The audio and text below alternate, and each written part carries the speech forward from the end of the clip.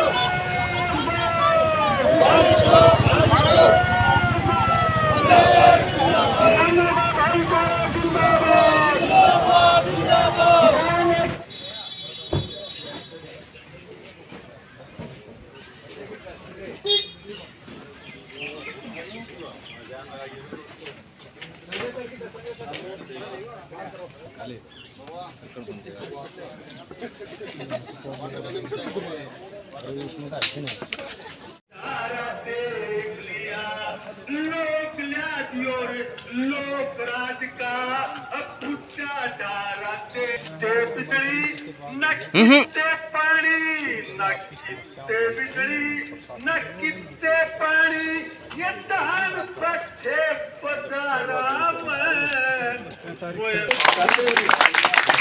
धन्यवाद। ओम प्रकाश जी किसान साथियों, हमारे बीच में एसडीएम बात हुई है और वो आपकी बात को जो है आगे बढ़ाएंगे। हमारे एसडीएम साहब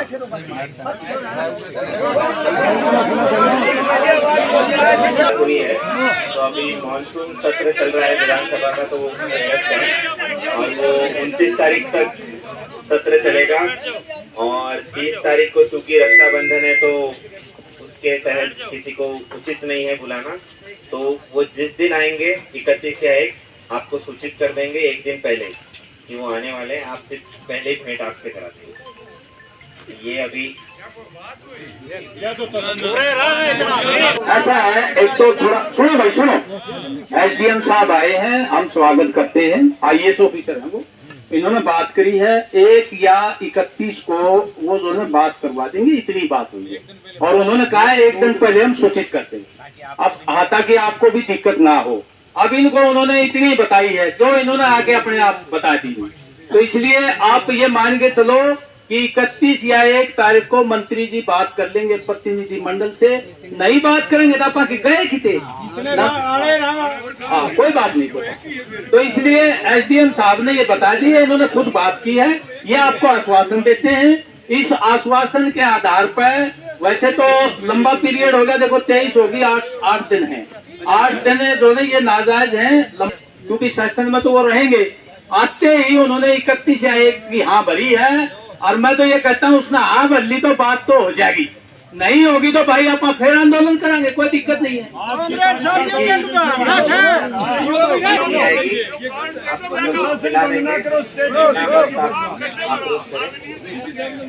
ठीक है, बाकी आपसे अनुरोध है कि कृपया करके डीसी साहब ने तो दिया था को लेकर ये प्रदर्शन किया गया था, किसको ज्ञापन? मैं आपके प्रश्न का सवाल देने से पहले, जवाब देने से पहले आपका, आपके चैनलों का और विशेषकर हमारे छोटे बड़े जितने भी मीडिया से जुड़े हुए साथी हैं उन सबका आभार व्यक्त करता हूं।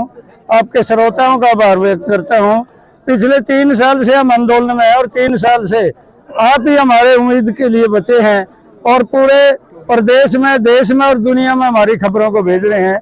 जैसा आपने पूछा है कि आज हम यहाँ क्यों आए, हम पीछे 30 जून को जेपी दलाल को और यहाँ के प्रशासन को ये कहने के लिए आए थे कि किसानों का 3 साल का मुआवजा पेंडिंग है और आप इस मुआवजे का जारी करो।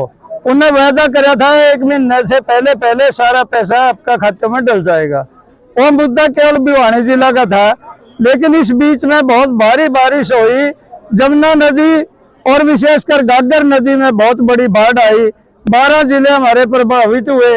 6.5 लाख किल्ले खेती के किसानों के पानी में डूब गए। उन मुद्दों को लेकर और 3 साल का मुआवजा लेकर और जो बीमा कंपनियों की लूट है, विशेषकर रिलायंस ने लूटा है, अब वो छोड़ कर चले गए हैं। हम आज इसलिए आए थे कि कम से कम इस महकमा का सबसे बड़ा मंत्री है, खेती बाड़ी का मिनिस्टर है ये, कृषि कल्याण मंत्री, उससे जवाब लेंगे कि यह बीमा कंपनियों की लूट कब तक चलेगी। आप किस बात के लिए बैठे हो? क्या केवल दलाली में मुंह काला करते हो या किसानों के लिए कुछ बात करना चाहते हो? आज हम उनसे बात करने के इरादे से आए थे और बहुत दुख की बात है साथियों, आपके चैनल के माध्यम से हरियाणा की जनता को, प्रदेश के लोगों को हम बताना चाहते हैं। जब मंत्री ने पहले से पता था कि 23 तारीख को बहुत बड़ी संख्या में किसान आपके दरबार पर आएंगे और जानबूझ के करे। और दूसरी आलोचना में यहाँ के प्रशासन की करता हूँ, डीसी मैडम या यहाँ के जो बड़े प्रशासनिक अधिकारी हैं वो भी जानबूझ के हमारे प्रोग्राम में सम्मिलित नहीं हुए, ज्ञापन लेने के लिए यहाँ नहीं आए। किसानों ने यह किया कि हम जब तक कोई तारीख नहीं मिलेगी बातचीत की तब तक ज्ञापन नहीं देंगे। और अभी एसडीएम साहब आपके सामने बोल के गए हैं, उन्होंने 31 तारीख या 1 तारीख को बातचीत का न्योता दिया है। हम आपके चैनलों के माध्यम से यह बताना चाहेंगे, हम इस पर 5 मिनट के लिए रिव्यू करेंगे, हमारे साथियों की क्या राय है, और उसके बाद हम 1 तारीख को या 31 तारीख को इसी महीने में कृषि मंत्री से बातचीत होगी ना होगी उस पर गंभीरता से सोचते हुए आगामी फैसला लेंगे और 1 मिनट बाद ही आपको उसके बारे में अवगत करवा दिया जाएगा। सरकार है वो कहती है कि आपकी मांग जो है वो सिरे चढ़ पाएगी। बात यह है कि एक तो पूरी सरकार की जो संवेदनहीनता है, आप देखिए ना कि हम अगर चंडीगढ़ जाना चाहें जहां हमारी राजधानी है और हमारी सरकार है ना, तो वहां घुसने दे रहे वो। कल तो वो मतलब जो किसान जाना चाह रहे थे ज्ञापन देने के लिए, बाढ़ मुआवजे के लिए, उनको नहीं अंदर जाने दिया। और उसके बाद ये कृषि मंत्री जी का निवास स्थान है, इनका ये फर्ज बनता था कि भाई आ रहे हैं तो वो अपना यहाँ पर उपस्थित रहते, जनता से बड़ा क्या है। तो ये संवेदनहीनता को दिखा रहा है। इससे एक बात तो पक्की है कि लड़ाई लड़ने के अलावा कोई चारा नहीं है। अभी 2 दिन के बाद विधानसभा का सेशन शुरू हो रहा है। हम तमाम जनप्रतिनिधियों को ये कहना चाहते हैं कि आप किसी भी प्रकार के मुगालते में ना रहे। हम कोई भी नाजायज मुद्दा जो यहाँ उठा नहीं रहे।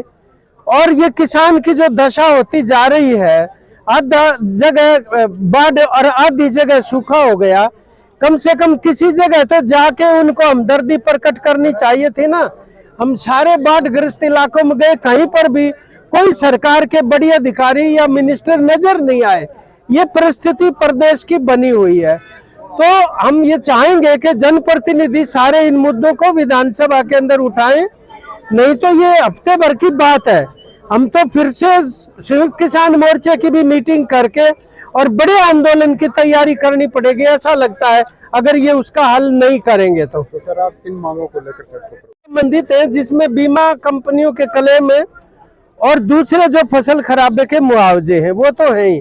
उसके अलावा शिक्षा की सवाल है, स्वास्थ्य के सवाल है, कानून व्यवस्था का सवाल है। प्रदेश के अंदर जिस तरीके से सांप्रदायिकता फैलाने की कोशिश की जा रही है, हम तो धन्यवाद करते हैं हरियाणा की जनता का कि ये जो हिंदू मुसलमान करके जो आग लगवाने की कोशिश कर रहे थे, लोग उस बात को समझ गए और खुल के सड़कों के ऊपर आ गए कि हम अपनी एकता को नहीं टूटने देंगे। इन तमाम सवालों को हम सामने लेकर आएंगे। ये किसानी के सवाल हैं और कल से आह्वान भी कोई ट्रेड यूनियनों का और किसानों का संयुक्त रूप से होने वाला है। दिल्ली से कल तालकटोरा स्टेडियम में राष्ट्रीय स्तर का सम्मेलन होगा। उसके बाद भी हम इस आंदोलन को प्रदेश के अंदर तेज करेंगे। दिल्ली में किस प्रकार का फैसला लिया जाएगा, क्या बड़ा होगा, क्योंकि इसके अंदर ना सेंट्रल ट्रेड यूनियन और संयुक्त किसान मोर्चा इकट्ठे कोई आह्वान करेंगे वो करने का।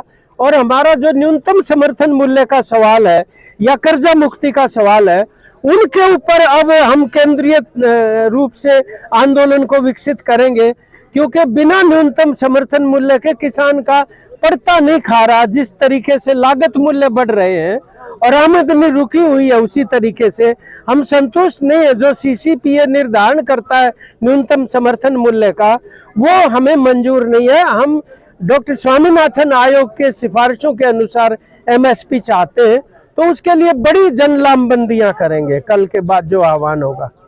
जी हम ठीक है 6,000 रुपए साल का देते हैं, लेकिन एक डीजल का ड्राम यदि हमें खरीदना पड़े तो उस पर 8,000 रुपए हम टैक्स लेते हैं। और हर रोज डीजल की जरूरत किसान ने ट्रैक्टर पे भी होती है, इंजन पे भी होती है। एक तो यह बात कहना चाहते हैं कि सरकार हमारे साथ बिल्कुल हेरा फेरी कर रही है, हाथ से देते कचरे हाथ से लूटती। दूसरी बात यह है कि हम कहते हैं बीमा कंपनियों ने पैसा ले लिया, अगस्त में किस्त जमा होगी और दिसंबर में लोगों के क्लेम रिजेक्ट कर दिए, क्योंकि अक्टूबर और नवंबर में ये क्लियर हो गया था कि फसल सूखे के कारण या बीमारियों के कारण खराब हो चुकी है। ये कौन सा तरीका है 8वां महीना में पैसे लेकर 12वां महीना में वापिस करना? बीमा कंपनियां लोगों के साथ ठगी कर रही है, उसमें सरकार दलाली कर रही है, हमें पूरा संदेह है। दूसरा, जिन लोगों के बीमे नहीं थे उनका बताए मंत्री, किस लोगों को दिया? 2020 का मुआवजा पेंडिंग है, 21 का मुआवजा पेंडिंग है, 22 का मुआवजा पेंडिंग है। मुट्ठी भर लोगों के पैसे जारी करके यदि वो ताड़ी बजवाना चाहते हैं, यह संभव नहीं है।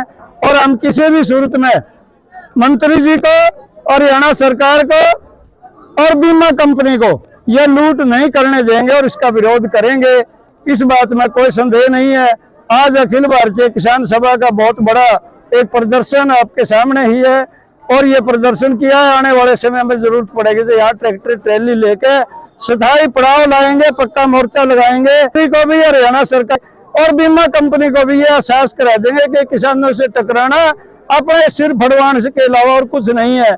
हम बिल्कुल पूरी ताकत के साथ आ जाए और इससे कई गुना ताकत के साथ आना पड़े तो फिर आएंगे। धन्यवाद।